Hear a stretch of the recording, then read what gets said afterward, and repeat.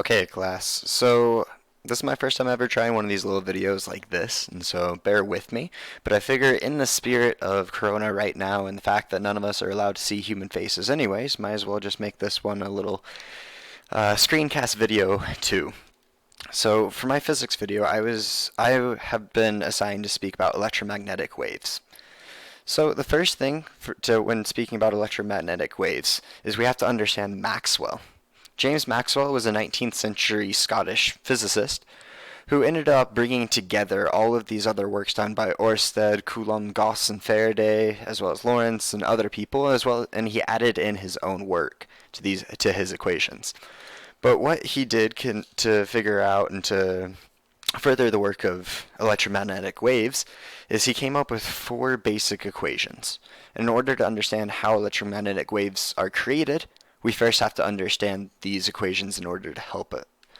So the first one that's important is Gauss's law for electricity.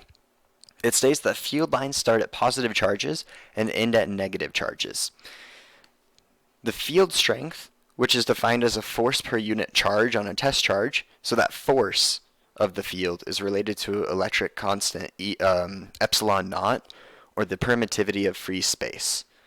So the constant this is a constant, and this is the value for it, which is 8.85 times 10 to the negative 12th Faradays per meter. And so this is the first law that the first equation that Maxwell created.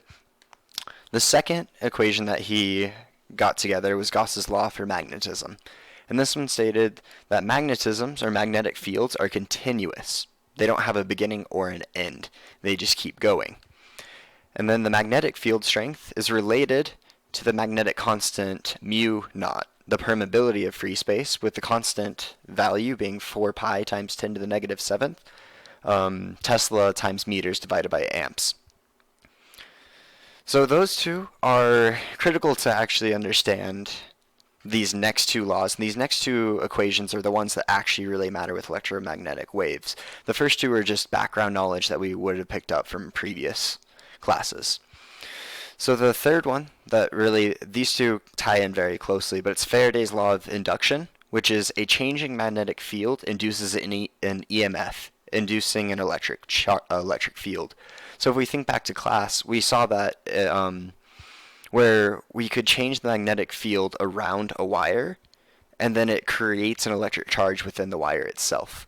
So the direction of the electric field that's induced opposes the change in the magnetic field. And this ties in almost directly into the fourth law, which is Ampere's law. Magnetic fields are created by changing electric fields. So in this case, it's almost the exact opposite, where instead of magnetic fields being used to induce electric fields can be used to induce magnetic fields. So with an understanding of these, Maxwell predicted that the changing fields would spread from the source of the change as waves, like ripples in a pond. And so this is a picture of Maxwell there, just so you guys get an idea of who came up with all of this. So he figured that these waves would expand out at the rate of c. And so right here, I don't know if you can see my mouse, but hopefully you can. Let's see. Yeah, I'm just going to assume that you can. So c is the speed at which these waves would propagate. And so he figured that this would be 1 divided by the square root of the permittivity of free space times the permittivity of, or the permeability of free space. And so these two together are the magnetic constant and the electric constant. But then when you plug in the actual values for these, you have c divided by, or you have 1 divided by the square root of all of this mess, which ends up being 3 times 10 to the 8th meter per second. So when Maxwell saw this, he knew that this was the speed of light, which is kind of an astounding thing, figuring that electromagnetic waves travel at the speed of light. So he also then theorized that light is an electromagnetic wave. It's at a wavelength that we can detect. So now that we know that these background equations that Maxwell came up with, it helps us understand a little bit about how electromagnetic waves are created.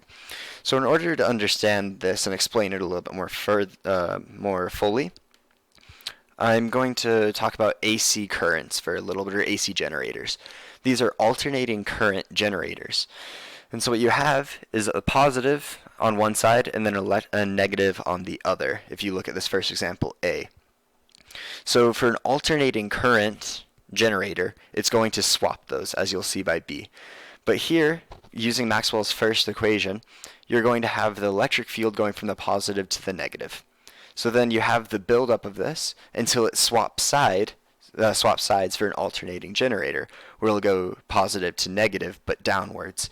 So in this case, you then have the electric field going down, and it's going to just keep flipping back and forth continuously. And it's going to be doing this very fast.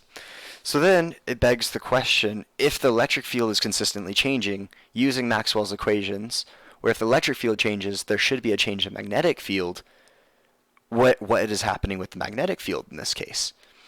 So this one can be seen easily by using the right-hand rule. And so I don't really have a video of me going here, so you're just going to have to bear with me a little bit and kind of act this out. So you guys know the right-hand rule for charges and currents.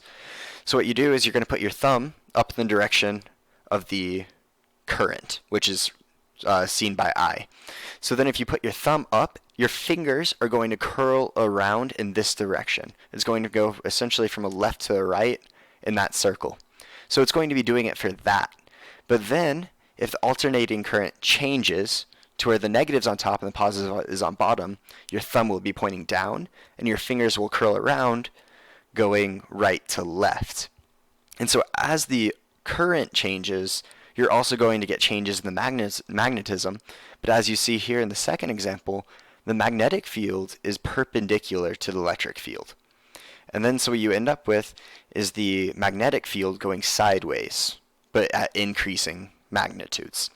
So then when you put these together, coming at the same time from alternating current, you have the electric field essentially going up and down for this matter, and the magnetic field going side to side.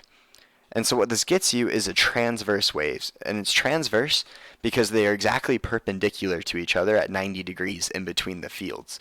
You can kind of see that with the cross here. And so that is the way that the electromagnetic waves go throughout space. They just propagate from the source in these alternating waves. So if you also look here, since the electric field strength and the magnetic field strength are directly proportional, you can have the equation of the electric field divided by the magnetic field is equal to the speed of light. And the speed of light is a constant. So this is where you can kind of get into the idea of the energy in electromagnetic waves. So if the speed of light is constant, then the ratio here between the electric field and magnetic field have to be directly proportional. So if, for example, the electric field doubled in size, then the magnetic field would also have to double in size in order to keep the speed of light constant.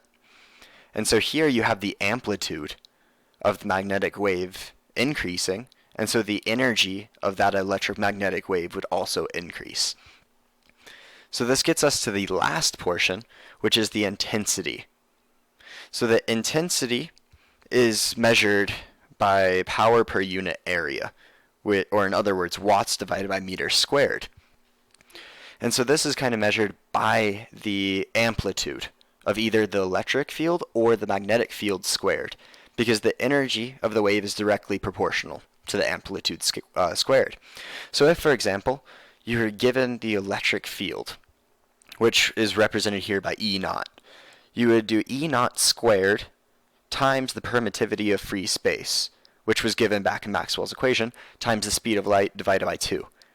And you divide by 2 in order to get the average, or to get the intensity average of all of this. But what if, for example, you weren't given the electric field? What if you were given the magnetic field? Then, using algebra and other comparisons in between the proportions between electric fields and magnetic fields, you can also work it with the magnetic field, C still being the speed of light, with B being the maximum magnetic field strength squared, divided by 2 times the permeability of free space. But if you're lucky and they give you both the magnetic field and the electric field, you can also just use this equation here at the end, which is just the maximum magnetic, maximum electric field times the maximum magnetic field divided by 2 times the permeability of free space. And this also gets you the I average. And each of these equations is equivalent to the others. It's just whatever you're given in the equation to make it most worthwhile.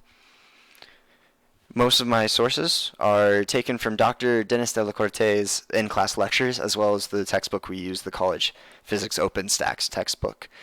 Thanks for watching the video. If you have any questions, feel free to reach out to me. Thanks.